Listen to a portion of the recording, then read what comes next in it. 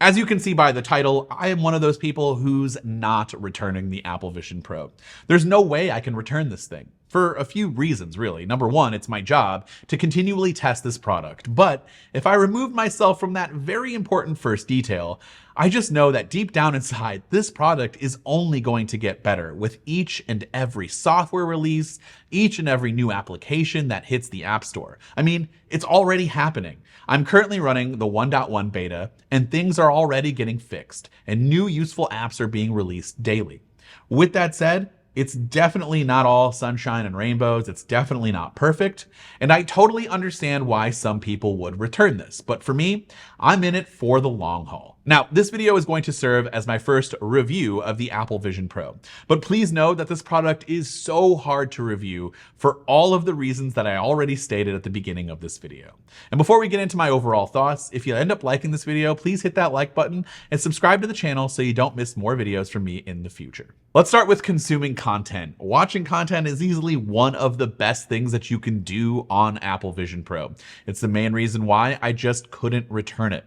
For some movies and shows, it's an unbeatable experience. It can really feel like you're immersed in a movie theater at your home.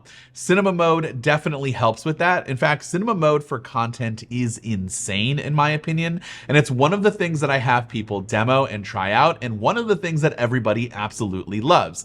And I kind of wish this was something that was available system-wide across all applications that plays videos. Now, right now, I'm only noticing cinema mode available for shows and movies in the Apple TV app. And I understand for apps that are not developed for Vision Pro yet why you wouldn't have that, but for the ones that are, it should be able to follow like an API or something for media players in order to get that cinema mode and all of the same options throughout every app that plays media on Vision Pro. Now, with that said, trying to watch content on iPad apps is kind of bad.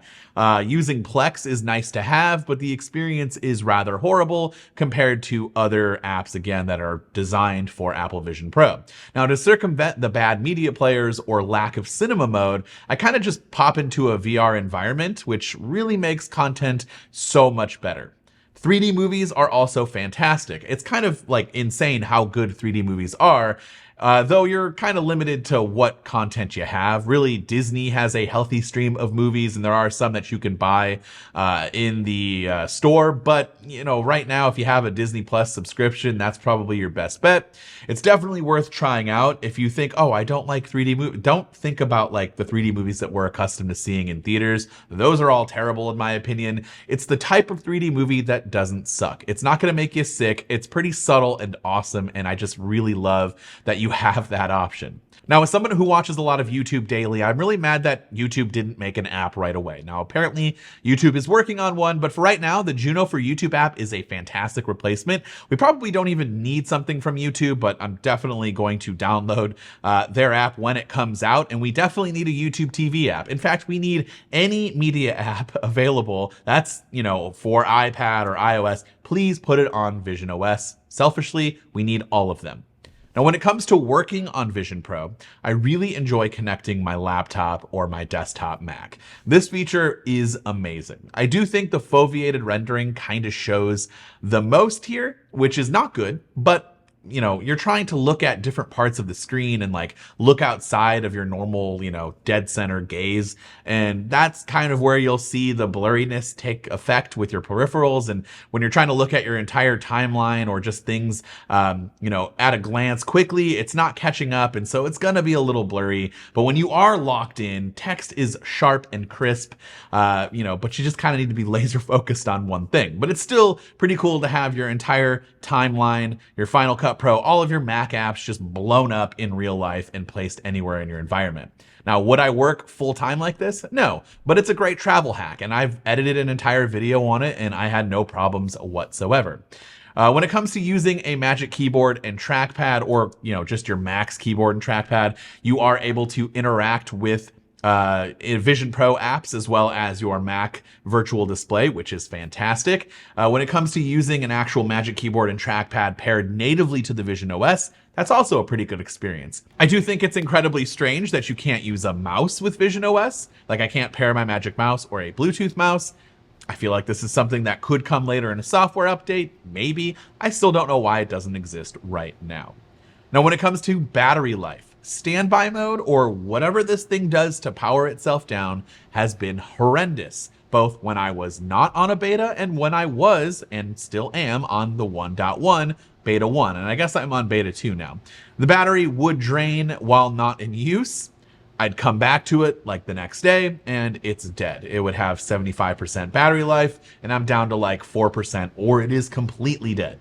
Reminds me a lot of when the AirPods Max first came out and it had a similar bug, and just it's a similar way that these two devices power down. All right, so how long can you wear this damn thing? That's a question I get a lot of people asking me, and I would say about 60 to 90 minutes. And 90 minutes is kind of a stretch for me. And it also depends on the strap that I'm using. And you're probably sitting there thinking, oh yeah, just put the dual. No, the dual loop band is actually kind of terrible. I don't really like it.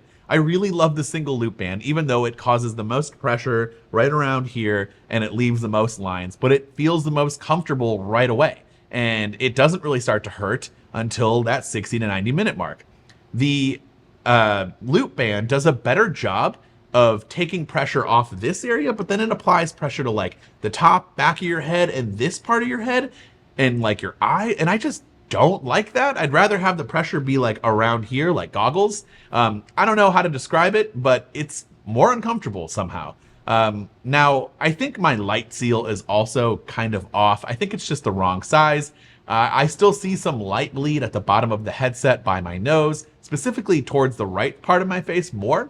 It could be a bad fit. I'm actually going to go to the Apple Store later today, not to return it, but to get this hopefully taken care of and try out some other light seals, which you can do, and then get another one if you need to. And so hopefully that's something that's fixable. I'm not sure. Maybe hit me up on X or Instagram and I'll let you know whether that gets fixed. Regardless, the light bleed is there. It's not a huge problem, and it could be a matter of comfort and, you know, the fit being fixed to reduce that. Now, I do really love the single loop band. I love the way it looks. I think it feels great for the most part. It just hurts after a while, which is good because you need to take a break. You're going to have massive red marks immediately upon putting this thing on for a few minutes, and those lines will disappear, and then you can get back to it later after you've taken your break. Now, just visionOS stuff and general functionality of Apple Vision Pro here. Touch typing is actually so much better than doing the pinch gesture. I absolutely hate having to do this. I'm going to be quite honest with you. It's kind of a horrible experience for typing, especially anything longer than just a few words. I ultimately just end up using Siri, or if I have my keyboard, I'll use that, or I'll bring the virtual keyboard close to me and I will just press with my finger. I think that works so much better, and it's actually kind of cool. It's remarkable how much your brain tricks you into thinking that you're actually touching something. Even though you can't feel it, I still get that feeling in my brain that I'm actually touching something. So it's definitely useful for when you're typing out something quick. And also with iPad apps, you can do the same thing. You can use your finger to touch. And it's great because those apps are made for touch. And so it just feels a little bit more useful in my opinion.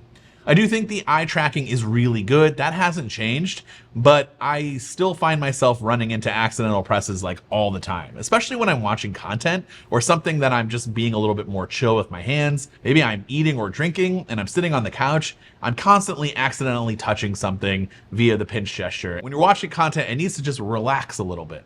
Another quick thing that bothers me, and this is definitely a me problem, but I hate that I can't seem to train my brain to stop lifting my hands up and doing this or this and being so dramatic. My kids constantly ask me, like, what are you doing? And it's one of the main reasons why I might be a little self-conscious to bring this thing out in public. I'm definitely going to bring it on a plane because I haven't done it yet. I have a flight next week. I probably won't bring it because I'm with my family and I don't want to like isolate them from me. But in the future, when I have a work trip or something and I'm by myself, I'm definitely going to use it because everyone has said it's an incredible experience. I can tell you right now, without having tried it, it's going to be amazing to be able to just like look straight ahead, not down at your iPad or your phone, and be able to have content in front of you and get work done or just enjoy a movie without looking at anyone else.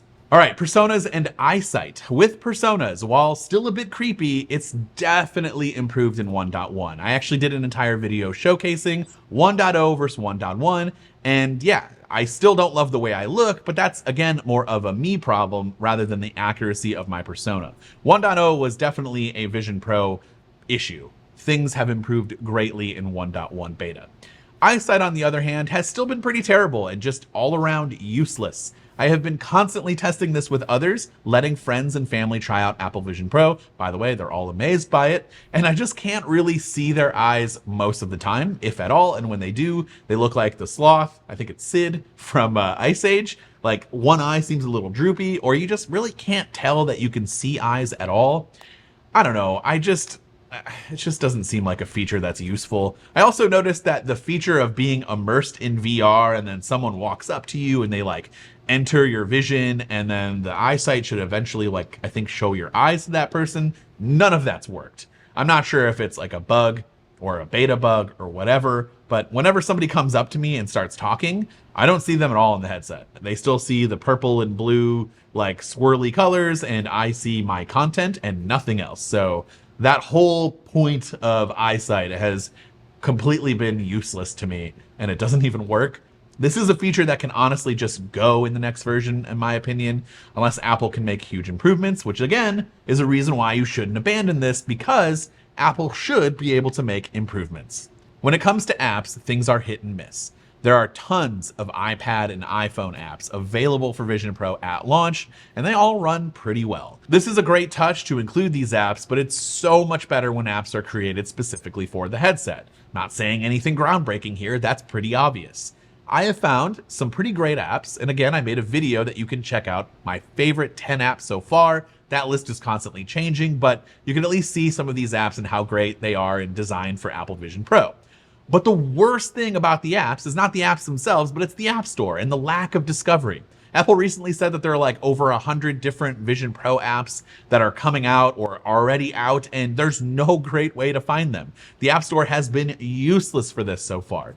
This can be an easy fix and something that Apple needs to update ASAP, in my opinion. Spatial photos and videos is definitely the killer feature of Apple Vision Pro, or at least that's what I thought it was going to be, and I still do believe that. Unfortunately, it's not how I envisioned it was going to be. The disappointment that I had when I realized that videos shot on your iPhone 15 Pro or Pro Max for spatial videos, or for the spatial content, nowhere near as good as the ones that you shoot on Vision Pro itself, which was a massive letdown. When Apple showed me the demos, I was blown away and kind of emotional. And when I queued up my first spatial video, I was ready to get blown away and be emotional, and it just didn't happen. It just looked like a different, weirder version of videos that I take on my iPhone, which, by the way, if you just watch regular content or look at regular photos from your iPhone, that is amazing. It's a great experience, way better than looking at it on your phone. But the spatial part is the thing that's super eye-catching. It's super amazing. And it's a huge bummer that now I have to be that person in the promo video, isolating myself from the actual moment, living in reality, trying to capture something for later on, because that is the best way to experience a kid's birthday or something with your family to watch later on Vision Pro. You have to use the headset, and that's a bummer. And hopefully Apple can improve this with the iPhone in the future. Maybe we need more cameras strapped to that thing, but as of right now, if you're looking at watching your spatial videos that you took on your iPhone and expecting an incredible experience, you're gonna have to use the headset. That's the key. Lastly, we really need a better guest mode for this. Something that I can customize and also something that I can have stay active until I disable it. Right now, the way it works is you turn on guest mode from the control center and you have 5 minutes to give it to somebody else. And then in that 5 minutes, that person will go through a calibration setup, which I'm guessing is very important, but it is super annoying because they have to do their hands and they have to do the little like eye test circle thing.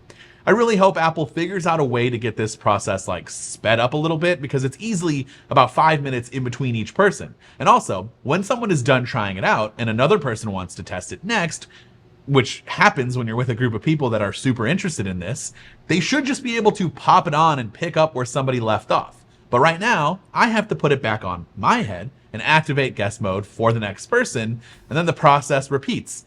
And it's frustrating, and it doesn't make any sense. That's the key word. Frustrating. There are a lot of elements of Apple Vision Pro that are incredible, and then there are some that are incredibly frustrating. But again, the biggest reason why I cannot give up on it is because it is easily the best AR, VR experience that I have ever had, and that it should, in theory, only get better. And not just with new generations of Apple Vision Pro and new hardware, but with new software updates, new apps, and new experiences that will inevitably come down the road. WWDC should be a huge, huge thing for Vision Pro, and I cannot wait. The honeymoon phase is fading for me, but it's still something that absolutely blows me away each and every time I use Apple Vision Pro. And that's a really good start for a first generation product for Apple. Of course, I'd love to hear from you in the comments down below. What do you think? I know everybody's probably Vision Pro'd out, but hopefully you're able to at least watch this video and let me know. And if you ended up liking this video, please hit that like button and subscribe so you don't miss more videos from me in the future. This has been Dan with MacRumors. Thanks so much for watching, and I hope to see you around in the next video.